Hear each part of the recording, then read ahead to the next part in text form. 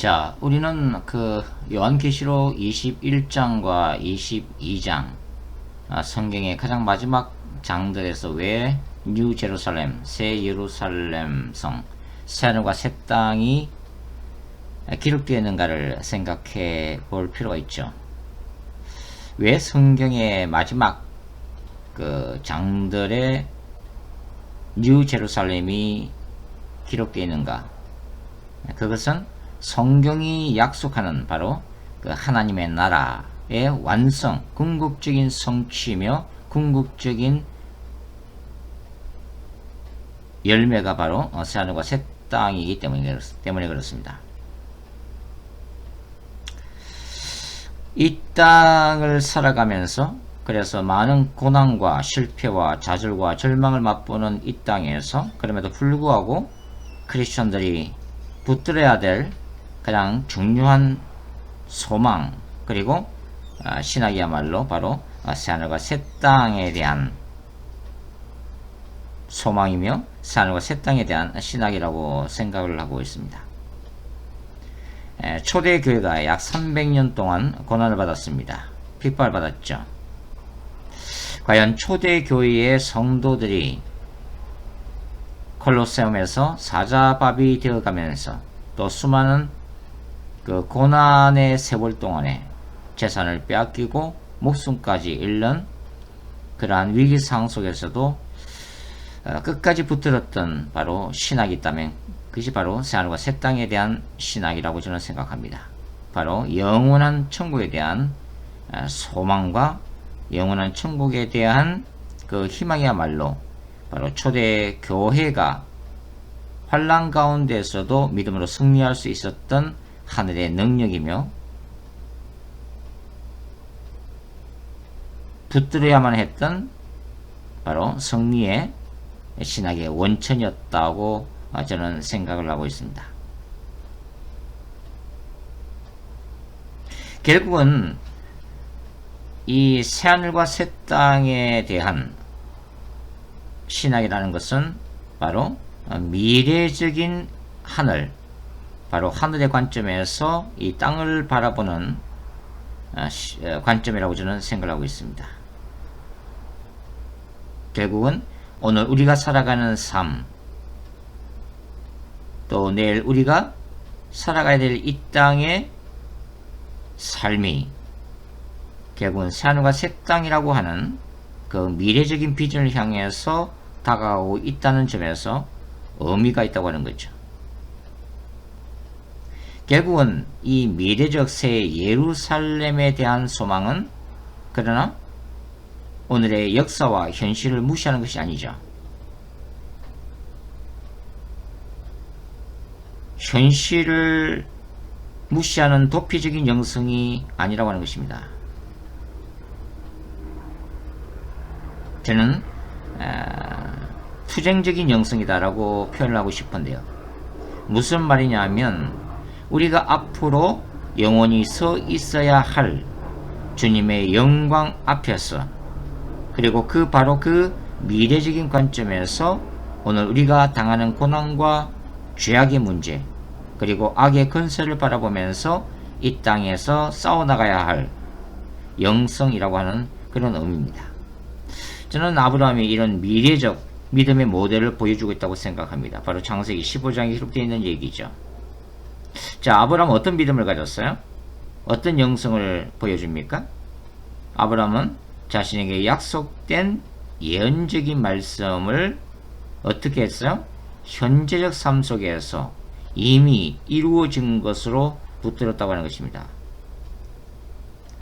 하나님은 하늘의 별처럼 땅의 모래알처럼 바로 그 미래적인 비전을 아브라함에게 보여주십니다. 수많은 자손들이 이삭을 통해서 생겨날 거라고 하는 약속이죠. 아브라함은 그 미래적으로 이루어질 소망, 결국은 자신의 자손들을 통해서 기업으로 받게 될 가나안 땅, 그 미래적 사건을 이미 이루어진 현재 사건으로 받아들였다고 하는 거죠. 그리고 모리아 산에서 이삭을 하나님께 번제로 바치는 그 순간에도 어떻게 생각했어요? 아브라함은 바로 이삭의 이삭이 죽음을 죽더라도 다시 부활할 것임을 믿었다고 하는 거죠. 히브리서 11장 19절 말씀이죠. 결국은 미래적 관점에서 오늘을 바라보는 믿음의 세계가 바로 아브라함에게서 배울 수 있는 우리 크리스찬들의 세계관이라고 하는 것입니다. 그러니까 이러한 관점은 이 땅에서 하늘을 바라보는 관점이라기보다는 오히려 어떤 관점이죠? 하늘로부터 이 땅을 바라보는 관점이죠. 고난 많은 이 세상에서 미래적 소망을 바라보는 관점이라기보다는 오히려 이미 승리한 미래적 관점에서 오늘도 승리하기 위해서 투쟁하고 있는 바로 이 땅을 바라보는 시각이라고 하는 것입니다. 따라서 우리는 말씀 안에서 이미 승리한 그 승리를 이 땅에서 선포해야 한다고 하는 거죠. 그리고 그 승리를 보존해야 한다고 하는 것입니다. 바로 바울이 늘 얘기하는 바로 그 멸류관을 이미 성취한 멸류관을 굳게 붙들어 하는 그 거룩한 사명을 우리는 지금도 받고 있다고 하는 것입니다.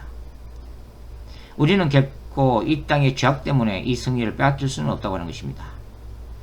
우리는 이 미래적인 승리를 사탄과 악의 근세로부터 끝까지 지켜내야만 한다고 하는 거죠. 신자들이 힘들어 넘어질 때에도 눈을 들어 하늘을 바라보면서 새하늘과 새 땅을 기억해야만 합니다. 이것이 바로 오늘도 살아계신 하나님의 임재 앞에서 하나님이 요한계시록을 통해 주신 그 언약을 붙드는 바로 삶이라고 하는 거죠.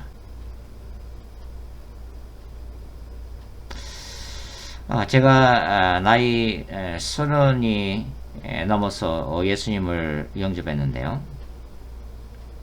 그때가 이제 신혼식이었습니다. 교회에 출석한 지 한 달 만에 새벽 기도를 하게 되었는데요. 성경 말씀도 잘 모르고 찬송도 잘 모르는 상황이었지만 그렇게 1년 동안 제 기억에는 하루도 빠짐없이 새벽 기도를 다녔던 것 같습니다. 아마 그때 목사님들이 굉장히 놀랐을 거라고 생각해요. 왜냐하면 이 기독교 복음에 대해서 전혀 잘 모르는 초신자가 등록한 지 한 달 뒤부터 새벽 기도를 나오기 시작했으니 말이에요. 사실 새벽 기도를 나갔어도 목사님의 설교 내용을 전혀 이해할 수가 없었죠. 그러나 그럼에도 불구하고 이상하리만큼 그 마음에 기쁨이 가득 찼습니다. 저와 집사람은 그 겨울철 사뿐히 내려앉은 그 눈들이 뽀드득거리는 그 소리를 발 아래에서 들으면서 이상하게 이렇게 설레이는 마음으로 제가 알고 있는 한두 가지 찬송을 부르면서 그 새벽 골목길을 걸어다니면서 새벽 예배에 참석했던 기억이 새롭습니다. 그때 이제 불렀던 찬송 중에 하나가 나의 영원하신 기업 생명보다 귀하다라는 찬송이었는데요. 이상하게 그 찬송을 부르면 그 눈에 눈물이 그렁그렸던 기억이 있습니다. 아마도 굉장히 순수했기 때문이겠죠. 지금은 그러한 순수함을 잃어버린 제 자신의 모습을 보면서 안타까운 적이 한두 번이 아닌데요. 아마도 그 가슴 속에 눈에 보이지 않는 하나님이 마치 눈에 보이는 것처럼 정말 주님을 향한 그 소망을 가지고 그 계자씨보다 더 작은 그 작은 믿음으로 신앙생활을 시작했던 것 같습니다. 그랬던 제가 신앙생활한 지 교회 다닌 지 3년 만에 장신대에 들어가게 되었죠.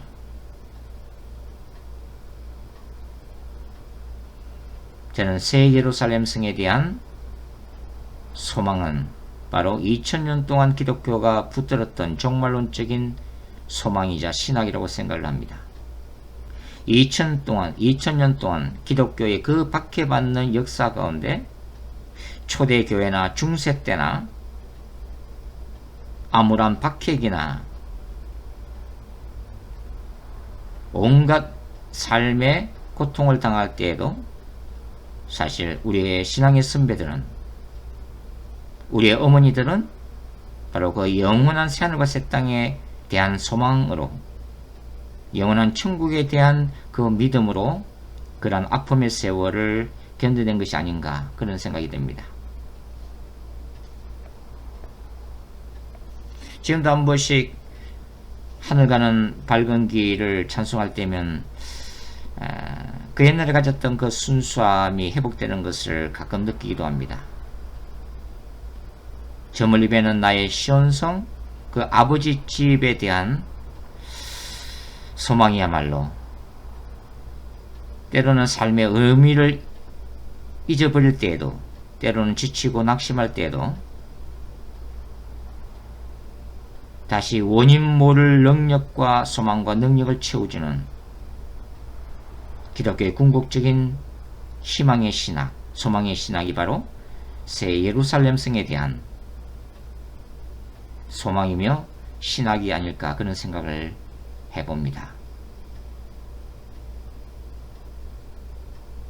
우리들은 오늘도 분주하게 삶을 살아갑니다. 힘들게 또 고민해야 될 일들도 많죠. 늘 살고 먹는 일에 흐득거려야만 하고, 때로는 풀어야 될 인생의 난제 앞에서 절망하기도 하고 많은 스트레스를 받으면서 살아가고 있습니다. 그러나 그럼에도 불구하고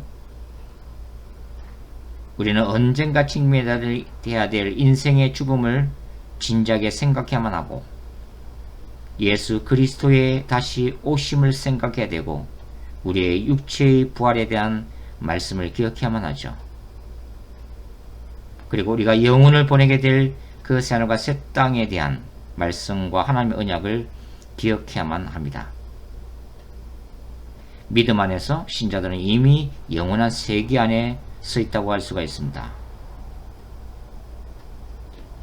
인간의 죄악과 슬픔과 악의 권세는 순간적이며 곧 지나갈 것입니다. 신자들은 예수님이 약속하신 새하늘과 새 땅의 능력으로 이 땅의 악의 권세를 이겨내야만 하죠.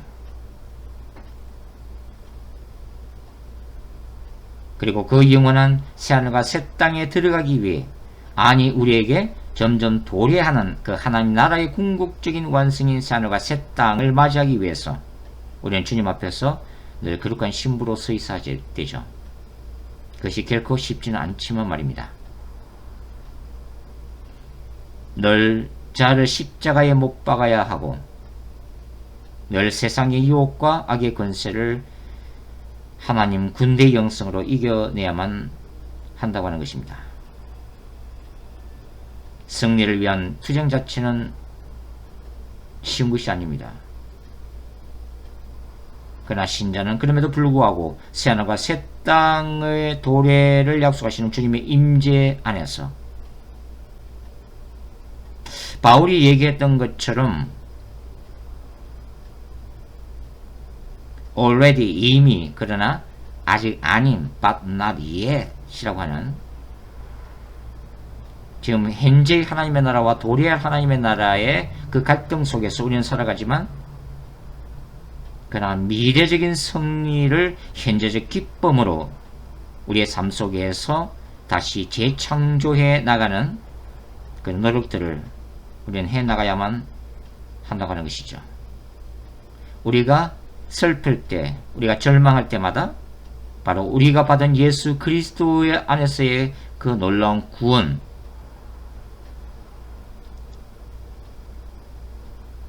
부활의 영광과 새하늘과 새 땅에 대한 소망으로 우리의 싸늘하게 식어버린 가슴 속에서 기쁨이 샘솟아 오를 수 있도록 우리는 마음을 열어놔야만 하죠.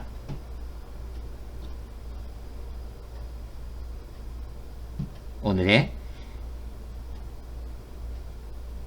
삶 속에서의 이 현재적 투쟁, 거룩한 전쟁도 언젠가는 끝이 날 것입니다. 우리의 개인적 종말인 죽음이 다가올 때, 그리고 우주적 종말인 예수 그리스도의 재림이 일어날 때, 우리는 이 땅의 수고와 눈물을 닦고 영원한 안식으로 들어가게 될 것이라고 하는 거죠. 어떤 목사님이 그런 얘기를 하신 적이 있습니다. 우리가 먼 날 주님을 만났을 때 우리가 이 땅에서 그래도 하나님의 나라를 위해서, 주님의 영광을 위해서, 예수님 안에서의 그 믿음을 지켜내기 위해서 한 방울이라도 눈물을 흘려야 주께서 우리의 눈에서 닦아줄 눈물이 있지 않겠냐는 아주 귀한 말씀하시는 걸 들은 적이 있습니다. 그렇습니다. 바울이 말한 바 현재적인 고난을 통과하지 않고 영광이 있을 수는 없는 거죠. 우리가 당하는, 그러나 성령 안에서 감당할 만한 이 고난과 고통은 장차 우리가 받게 될 영원한 영광과 좋게 비교할 수 없기 때문에 바울이 그러한 것들처럼 바울이 이 땅에서 복음의 수고를 하게 된 그것이 종말론적인 소망이 있다는 것을 우리가 알기 때문에 우리도 바울의 뒤를 따라, 그리고 밤모섬에서 새하늘과 새 땅의 영광을 목격했던 사도 요한의 그 가르침 안에서 우리도 나아갈 수 있다고 저는 생각합니다. 그리고 하신 아버지 하나님, 오늘도 비록 연약해서 넘어지고 비틀거리지만 그러나 예수 그리스도 안에서 허락하신 새하늘과 새 땅에 대한 소망을 붙들고 그 하늘의 능력을 붙들고 이룰 수 있도록 함께하여 주시옵소서. 오늘도 삶 가운데 주님의 임재를 맛보게 도와주시고 우리가 얻은 그 구원의 완성을 사모하는 마음이 불을 일게 하시며 오늘도 주님의 손을 잡고 성령의 능력 안에서 기쁨을 회복하고 치유받고 회복되며 영원한 새하늘과 새 땅으로 나아갈 수 있도록, 아니 우리에게 다가오는 새하늘과 새 땅을 맞이할 준비를 할 수 있도록 축복해 주옵소서. 그리고 하신 예수님의 이름으로 기도드리옵나이다. 아멘.